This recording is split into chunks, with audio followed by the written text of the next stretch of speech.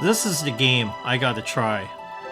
In March 1995, Chrono Trigger entered the gaming world.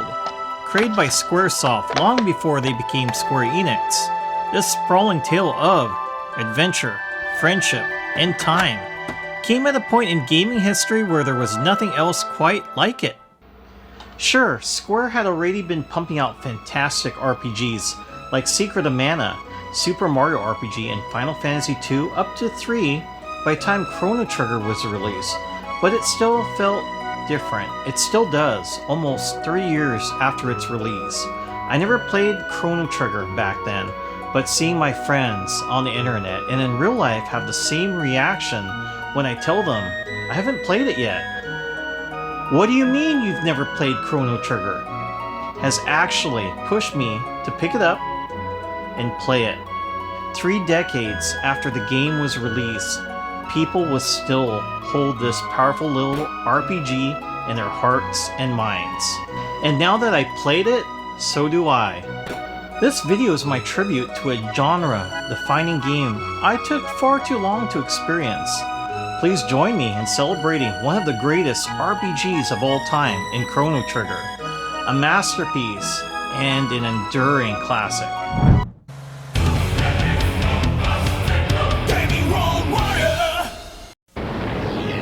Dream Project ドラゴンボールの鳥山明、ドラゴンクエストの堀井雄二、ファイナルファンタジーの坂口裕信。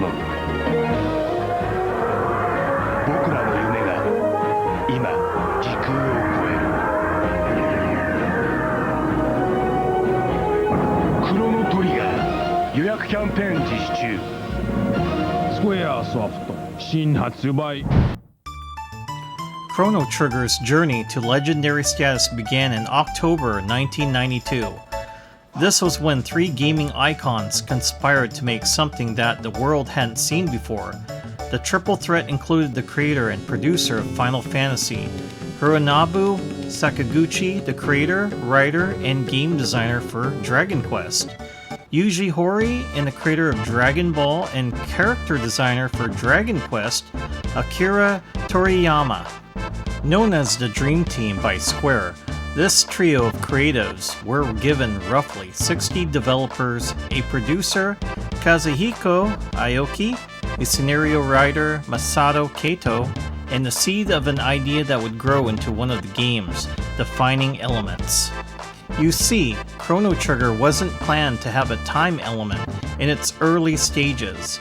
It was actually an unknown Square developer who suggested the time travel angle, an idea that was initially opposed by some of the game's staff, including its scenario writer, Kato. In a 1994 interview with many of the game's developers, graphics programmer Yasuhiko Kamada said, "Okay, you're up to read, Wendigo. If I help you read this, then you'll help me go back in the past and reverse this nasty curse that sucks." Yes, Wendy. I have 2 friends that will help you lift your curse off of being a Wendigo and return you back to normal. Hopefully, we just need to find one of those Chrono Trigger time portals. Thanks, Mike. Okay, I'll read that quote from Yasuhiko Kamada. "We wanted to start with something completely new, and we had a general meeting to solicit ideas of what kind of thing we wanted to do. And I guess someone suggested it there. They said, I want to do something like a time patrol. Then everybody thought that sounded interesting. So we threw ideas around, trying to think of scenarios that handled time." That seed of an idea took root in a team's creative mind from there, and eventually became a crucial part of the game's plot, as it was written by Masato Kato and Yuji Horii. Fun fact, one of the designers who worked on Chrono Trigger was none other than Tetsuya Nomura. In one of his earliest roles, he went on to become a primary character designer for the Final Fantasy series, as well as a creator, director, producer for series like Kingdom Hearts and The World Ends With You. Development on Chrono Trigger went through a few changes since there was at least one early version of the game that was scrapped. but that's to be expected from a game as groundbreaking as this. In fact, Chrono Trigger had been planned for a fairly large 24 megabit SNES cartridge, but was later moved to a 32 megabit platform in order to fit more graphics and music on the cartridge. The project was so ambitious that it needed more space to tell its story. And boy, was that extra space put to good use. Chrono Trigger's instantly recognizable and deeply affecting music was created by Yasunori Mitsuda, with some help from Final Fantasy composer Nobuo Uematsu. According to Mitsuda, he wanted to create music that wouldn't fit into any established genre, music of an imaginary world. It's safe to say that he accomplished that goal, especially considering how Chrono Trigger's score goes hand in hand with its characters and story. Prior to his work on Chrono Trigger, Mitsuda was a sound programmer. He was pretty unhappy about his position and salary at Square until Sakaguchi suggested that he score his new project, saying, "Maybe your salary will go up." The prospect of creating something new and possibly being paid more spurred him on, but his efforts weren't painless. Mitsuda was so dedicated to his work on Chrono Trigger that he slept inside his work studio for several nights. At one point, he lost the progress he had made on around 40 game tracks after a hard drive crashed, a crushing blow to the dedicated artist. Eventually, the pressure became too much, and Matsuda developed stomach ulcers. That's when Nobuo Uematsu stepped in to compose the final 10 tracks of the game's score. Their combined efforts resulted in one of the most beloved video game soundtracks ever, and a number of tracks that was unheard of in 1995. When Square produced the score as a soundtrack, it took 3 CDs to contain all of the music.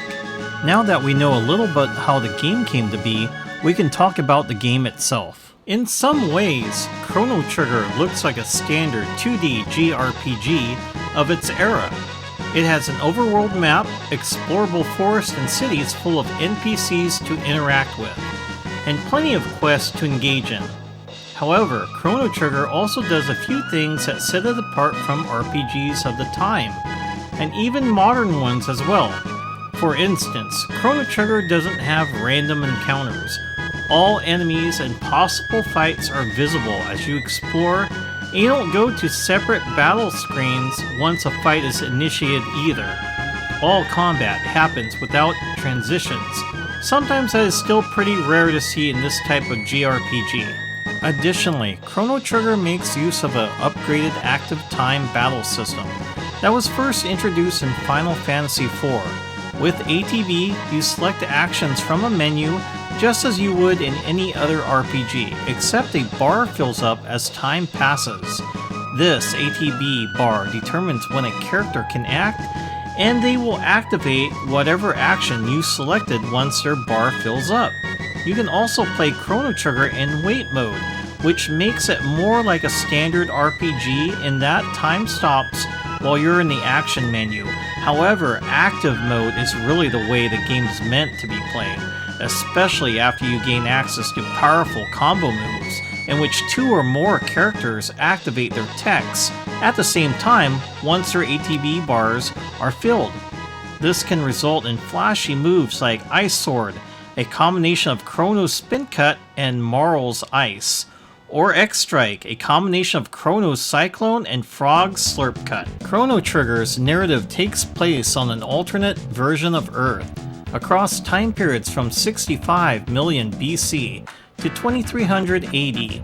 It begins in 1080 with main characters Chrono, a spiky red-haired guy with a love of katanas, and Marl, the strong-willed princess of Guardia, as he attend a demonstration of a new teleportation device at the Millennial Fair.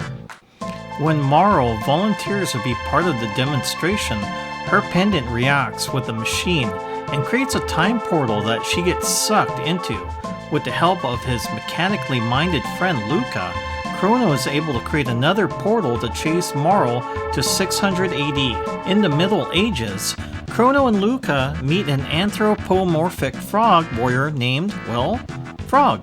The three of them help set things right by fixing the grandfather paradox, moral cause, and return to 1000 AD. However, when they get back, Chrono is arrested for kidnapping the princess and sentenced to death by the Chancellor. Luca and Marl break Chrono out with the help of another time portal, and this time they travel to the future of the year 2300 AD. This is where the real game begins. In 2300 AD, they learned that a monster named Lavos appeared in 1999 AD and wiped out an entire civilization. To prevent their world from being destroyed, Chrono, Marl, and Luca travel through time to gain allies and enough power to take on Lavos. Along the way, they meet a helpful robot named Robo in 2300 AD, the chief of the Ioka tribe named Isla in 65 million BC, and Magus, the son of Queen Zeal, the first person to discover Lavos in 12,000 BC. Frog can also rejoin the party because he's a cool guy. I won't spoil too much about the rest of the game's plot points to preserve their surprise, but there are some parts of the game that I've never seen. Depending on the order you tackle certain quests and how you interact with certain things in certain time periods, it's possible to see entirely different actions and scenes. Chrono Trigger is truly a layered masterpiece that is deserving of all its acclaim and seemingly endless appreciation. I'm almost sad that I spent too much of my life ignoring it, but it's the kind of game that you can speak to you on different levels depending on what point in your life you play it. That means it's never too late to experience this classic. So I would recommend you play it if you haven't already. If you have played it, let me know what is your favorite part in the comments. A few moments later. Oh, here it is.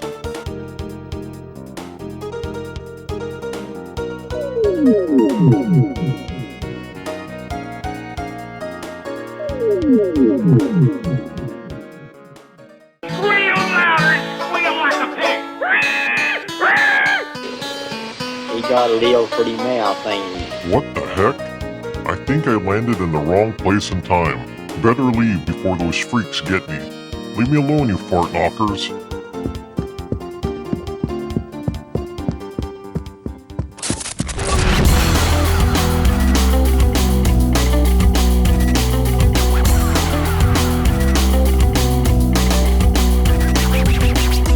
Memories consume, like opening the wound. I'm picking me apart again. You all assume I'm safe here in my room, unless I try to start again. I don't want to be the one the battles always choose, 'cause inside I realize that I'm the one confused. I don't know what's worth fighting for, or why I have to scream. I don't know why I instigate and say what I don't mean. I don't know how I got this way. I know it's not alright, so I'm breaking the habits. I'm breaking the habits tonight.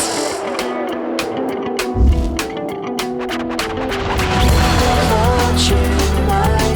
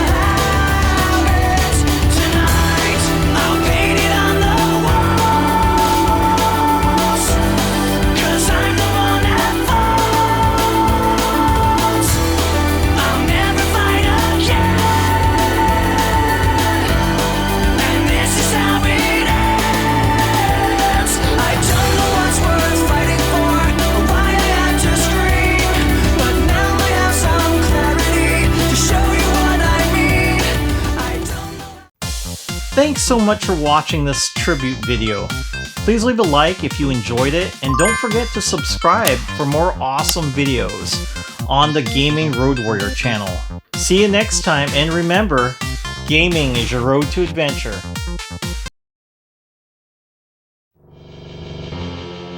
Oh, what a relief. Not sure why they wanted me to squeal like a pig and wanting to examine my pretty mouth. Mike said you and Frog would meet me at this location. I was beginning to think I landed in the wrong time. So Mike said you two would escort me to see Magus since he deals with curses. I really hope he doesn't turn me into a frog. I just want to look like my girlish self before I became a monster thanks to that Wendigo in the woods that bit me. Let's go.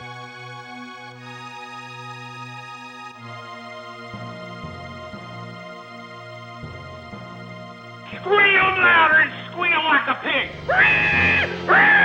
That's right, squeal like a pig, boy.